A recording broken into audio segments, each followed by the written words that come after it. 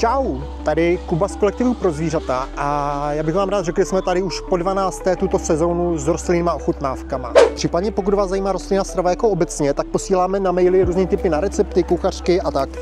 Dá se kdykoliv odhlásit. A jak to celý probíhá? Probíhá to tak, že se tady zastaví veřejnost. Veřejnost ochutná jídlo. Pokud veřejnosti chutná, dáme jim recepty, aby to mohli udělat doma. Ale to nejdůležitější je vlastně vybírání e-mailů. Protože pokud od nich získáme e-mail, tak jim můžeme poslat sérii automatizovaných mailů o veganství. A nejenom, že se dozví, jak začít s rostlinnou stravou, ale dozví se o našich dalších projektech, jako je Síla soucitu, Vegan Fest a tak dále. Jako jediná organizace v Česku děláme veganské ochutnávky každý týden.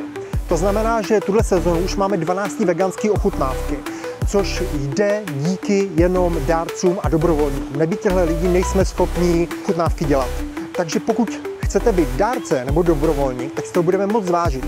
Dobrovolník, běžte na stránky kolektivprozvířata.cz, je tam sekce Zapojte se, a pokud chcete být dárce, budeme strašně moc rádi za pravidelnou podporu, protože bez ní jsme schopni plánovat, co budeme dělat. A nejen ohledně veganských ochutnávek, ale taky ohledně Vegan Festu, ohledně Síly soucitu a dalších. Takže díky moc, budeme rádi za případný nový dobrovolníky, za případnou podporu a to je všechno. Mějte se, čau.